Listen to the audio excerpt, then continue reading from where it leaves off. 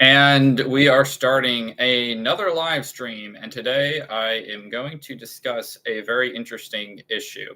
And that is if somebody is as focused on polyglottery as I am, the focus on language learning, language teaching, language development, and all this kind of stuff, can somebody like myself also have time for other hobbies, other things, or does polyglottery literally take up all my life and I have absolutely no time for anything else? Well, as you can see, I'm in the middle of crocheting a scarf, and I could show you that this is actually one of the projects that I started, and this is what I had just finished.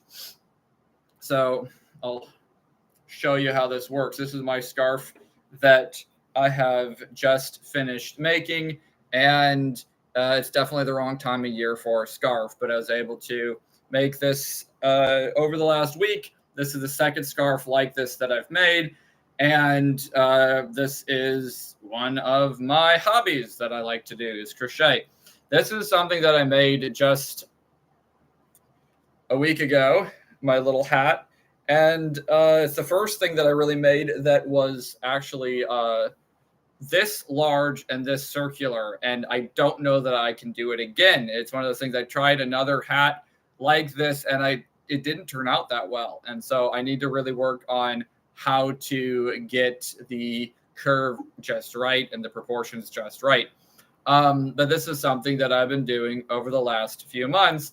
And I've not spent a lot of time crocheting. I crocheted an Afghan once when I was around 18, 19, 20. Spent a long time working on that.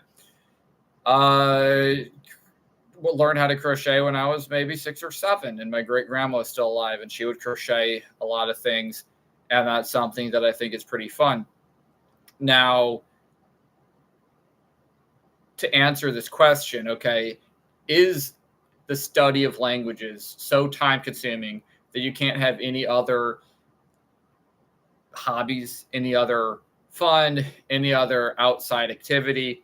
I would have to say no, but I do say that it does take up a lot of time. And so I think that that's where any question could come into play. So for instance, when I was in the university studying 6 languages at the same time, and I was balancing out, I'm studying Hebrew, Greek, Latin, I'm studying German, I'm studying Sanskrit, and it's all at the same time in Biblical Aramaic. How do I have time to, do a whole lot of other stuff? It definitely is something where if you're portioning out your time and say I'm spending 10 hours a week on Hebrew, 10 hours a week on Greek, 10 hours a week on Latin, 10 hours a week, that's going to add up. If I do 10 hours a week to 6 languages, that's 60 hours a week. So I'm spending a whole lot of time working on each of these languages individually. And that's something that I can say does have a cost, as far as there's other things that maybe are going to have to give way. Like, for instance, I have not been able to practice piano like I had when I was younger because of how much time and dedication I'm now working on these languages. I'm not able to. I had studied. I played saxophone for a while. I played trumpet for a while, and I played even clarinet a little bit for a while. And I love to play musical instruments, but at the same time, can I, practice, say, saxophone and piano all the time and get to be really, really good at saxophone, and at the same time get to know these languages super well? Not without a very good, proper balancing act. And that's something that I would say that every language learner, if you're saying, like myself, I'd like to study, 5 to 15 different languages. If you're going to study that many languages, you got to realize that other things might have to go. So, for instance, if I'm going to be, dedicated to studying 6 languages at a time, I may have to not be practicing piano 20 hours a week or something like that. Like, I'd love to have the time to be like, hey, I'm going to practice piano, 2 hours a day, 5 days a week, or even 4 hours a day, 5 days a week. That'd be wonderful. Could that be the case if I'm also, studying other things? Probably not. Now, does this mean that it's impossible to have, other hobbies and other things? No, of course not. And that's what I'm showing you. Like, I made this cute little hat. This was the only thing that I made circular before that I made this hat. And so definitely somebody like me that's interested in learning languages, you can have other hobbies and interests that you like to do. And this is something that you can definitely do with success. Okay. You can definitely say, I like to study languages and I like to play the piano, or I like studying a lot of languages and I also like playing a lot of instruments. It's possible. And I know people like that do that, and it's definitely possible. But one of the things that's going to be an issue is if you wanted to be like a quote unquote, say, expert in, say, classical piano. Okay. Like I played some stuff on piano. I know how much time it would take to be like an expert on the piano, and that type of time and dedication would technically overlap the time and dedication that it would take to be an expert in, say, Greek and Latin and Hebrew. And so there needs to be this balancing act where I know some people that have spent a lot of time, say 40 hours a week for years and years, just playing and practicing piano, maybe 60 hours a week playing and practicing piano. That's wonderful if you're going to go down that route to be a musician. Can you do 60 hours a week of practicing piano and at the same time be able to, say, spend 50 or 60 hours a week practicing Hebrew, Greek, and Latin? No, it's not going to work. So that's something where if you have a hobby that is going to take all the time and dedication to get to an extremely advanced level, you are going to have to make those choices. Do I want to become a professional saxophone player or professional pianist, or do I want to become, a classical scholar? And that is going to be something that is problematic to some people, that that you can't just be everything. But I don't think it has to be limited to an extent that it's impossible to have multiple hobbies that you have as an advanced level. The main thing that I would just recommend is not pushing yourself to have to be an expert in everything. So for instance, over the past few years, I'd taken up the hobby of swimming, and I had gone to swim mainly for exercise purposes. Okay. And I was at the pool when there were college competitions going, high school competitions and all that kind of stuff. And I know from watching those competitors, I'm not anywhere close to being able to compete in swimming. Okay. I'm not fast. I don't have what it takes to, say, be on a swim team. Okay. But what I have been able to do is go swimming for fun. And even for a long while, I was going swimming several times a week, even in the middle of the winter, to an indoor swimming pool, and being able to say, like, hey, this is my hobby. I think it's cool to swim, but not pushing myself to have to be an expert at any of that. And that's something that I think is important. If somebody has the idea that, oh, I want to be an expert in everything that I do, I want to push myself to just succeed and do well in everything, that there needs to definitely be a focus on what you can be an expert in, and also that knowledge of what you can't be an expert in. So somebody like myself, if I can be an expert in, say, classical languages, I'm going to push myself to be an expert in classical languages. If it's something like, say, playing the piano or swimming or even playing certain video games or something, it's like I'm not going to be able to get to that same type of expertise in it. And that's something that needs to be understood, that there's going to be the need to have that balance. And I think that some people are okay with that, What ends up happening, though, is that you get some people that study languages and they're on the prideful side, and they feel like they know these languages a whole lot better than they do, and they're not that good at them. And then you also get people, say like myself, that get to an extremely high advanced level, but realize that there's still a lot to learn, and there's still a lot of improvement that could be gained at higher and advanced levels. And, I'd like to strive to get to those levels, and then to realize, that the same thing's true for, say, playing piano. The same thing would be, say, true for swimming, that I could become a lot better swimmer, or go to the gym, get to be in a lot better physical shape. And so the question is, where do you want to focus on, and where do you want to say, you know what, I'm good enough? If I spent all my time preparing to swim, I think that I could be a lot better swimmer, but I'm not going to, because that's not my expertise, and so on and so forth. Finally, I think that another discussion that's on kind of the same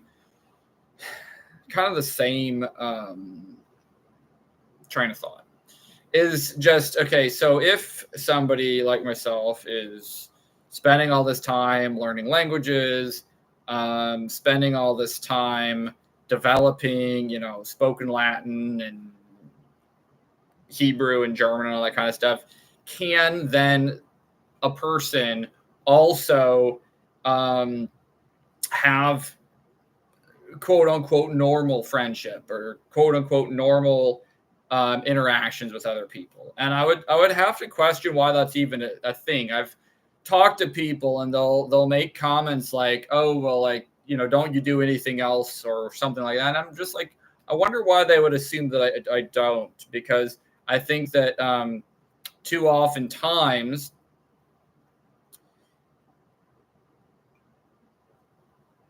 I think that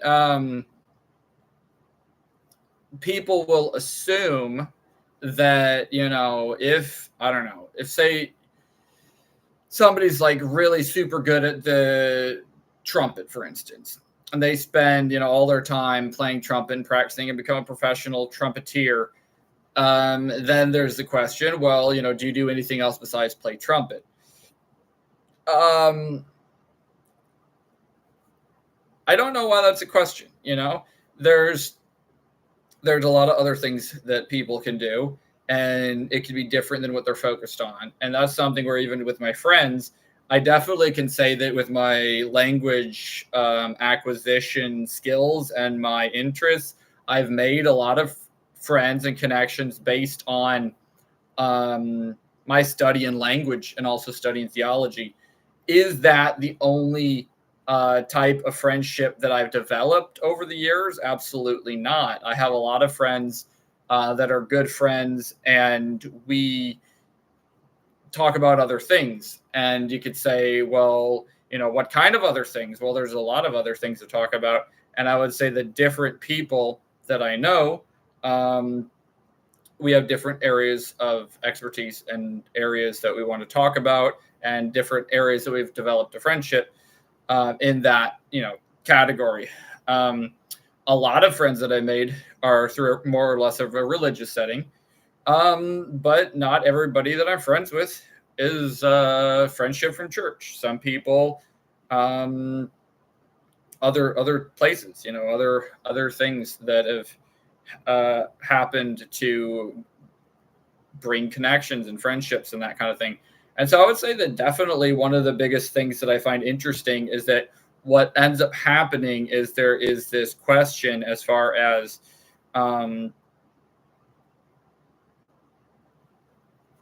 as far as friendships go, why, I'm trying to think and crochet at the same time. Hold on a second. So the question is, can somebody that has as much time and effort put into language development and curriculum development, all that, also have time to have other hobbies, do other things, and I'd have to say yes, definitely. That some people, it might be sports. Some people are interested in certain other things. And there definitely is going to be a difference between somebody like me, where I would say that my main hobby is language studies. And then I have other smaller hobbies outside of that, where I would say that there's other people in my same field of study where for them, maybe sports is their biggest thing and biggest interest is in sports. And then they also might have maybe a side gig of, oh, I also like to study Greek. And so they're a Greek professor and they just study sort of Greek on the side. And so they're a Greek professor doing the Greek as their side gig. And that's something that I think is common. And it doesn't have to be one way or the other. It could be either direction and it could work, whether it's, hey, I really like Greek on the side, but my main hobby is I like to go fishing and I like to watch football or whatever. You can have that type of a hobby where it's your main one's going fishing and then just do Greek on the side and it works. Now, what I can say about that type of thing is for me, since my major focus is on the languages and my other hobbies are on the side, I can get to a lot higher level in, say, Greek, Hebrew, and Latin because I'm putting them as first priority and I have a truly developed interest in them. But does that mean that other people that have other hobbies as their first most important thing and put Greek, Latin, and Hebrew on the side can't get to the point of teaching at a university? No. There are definitely people that are professors that basically just teach Hebrew on the side, and that's their side gig. And that's something that should be realized, that just the acquisition of, say, polyglottery, the acquisition of knowing multiple languages or studying multiple languages or teaching in multiple languages does not have to be to the complete isolation of all other hobbies or cancellation of all other hobbies. That it is very possible to have many, many different hobbies and still be able to juggle multiple languages. Like I said, there's always going to be the balance issue. Okay, say I like to go fishing. Is there a way for me to be fishing and somehow mentally practicing my Hebrew or Greek at the same time? Maybe so. There might be a way to kill two birds with one stone. But at the same time, I would say that a lot of people do need a break. And if you're studying Greek, say 4 or 5 hours a day, maybe you need a break and you need to be able to say, just go fishing and not think about anything in Greek for a little bit. So there needs to be a balancing act, for sure. There needs to be a balancing act. Let me see if there's anything else real quick before I cancel this out. Okay, maybe the last thing I'd like to go over a little bit more thoroughly, just the idea of outside relationships, outside connections. The last stream I did was can somebody as a polyglot make many friends? And definitely had said yes, for sure. That one of the main advantages of being able to speak multiple languages is to be able to make friends with people in those languages and to be able to have that connection. If it's for polyliteracy and you're reading in multiple languages, you might be reading and making friends with people that are deceased, whether it's a saint or whether it's, Plato or Socrates, making friends with these people from the past. And so making friendships is part, whether it's a living person or whether it's a dead person, making friendships is definitely part of polyglottery. Does speaking multiple languages help with other relationships? Maybe, for me, say making friends in English. I would have to say that it does and it doesn't. Like, for instance, it can help me with friendships that are in those other languages, like my friends who speak Latin, my friends who speak German, my friends who say speak Spanish or whatever, or Hebrew. Knowing those languages and being able to converse in those languages is helpful to be able to make better friends. But what about my monolingual friends? What about my friends that only speak English? Does polyglottery actually help in any of that, friendship? Probably not. Probably not. And in that case, I would say that it needs to be maybe understood that there will be there will be friends who will continually only speak, your native language. Say it's you that are like me, speaking English as their native language. Thank you for ever watching. And say that, we speak English. If you study half a dozen languages and I study half a dozen languages, if they're not the same languages and they don't overlap, we will continue to just talk to each other in English. Is that going to make polyglottery into some isolated study where nobody's going to make friends? Absolutely not. But what I'm saying is that some cases you can build friendships based on a similar love of languages, I've studied these 3 languages and you study these 3 languages, and we both have studied the same languages, and so we're immediately friends. So that's cool. But there's also the case of, say Joe Schmo out here studied 8 languages and I've studied 8, and we, the only languages we know and we have in common are English, and we don't have really any other similar interests. Then that's not an absolute like, hey, we're going to be best of buddies just because we both like to study languages. It doesn't really work that way. Where somebody that says only knows English and maybe has other similar interests, like, I don't know, say likes to swim or likes to go fishing or likes to who knows what, maybe, I could become better friends with somebody like that doesn't have any kind of love of studying multiple languages. And that's something that needs to just be understood as just a reality, that language acquisition and even the study of multiple languages as a whole could open up the door, could give you more options for friends, but that doesn't mean that it has to be exclusive. It doesn't mean that those are the only people you're going to make friends with, and it doesn't mean that everybody that's a polyglot you're going to be immediately friends with. And I hope that makes sense, because somehow I think people misunderstand that. Think that some polyglots are just only friends with polyglots. And if you only speak one language, it's like you're beneath them and nobody cares about you. It's like, no, if you speak English and I speak English, that's cool. Or if you speak Spanish and I speak Spanish, then that's cool. If I speak and I'm conversant in 4 or 5 languages and you're only conversant in 1, that doesn't mean we can't be friends. And I think that's just crazy, but I think it has to do with some polyglots out there have a sense of pride, like, hey, I know 5 languages, so who are you? You only know 1. You're going to have to learn these languages. Something crazy like that. And I think that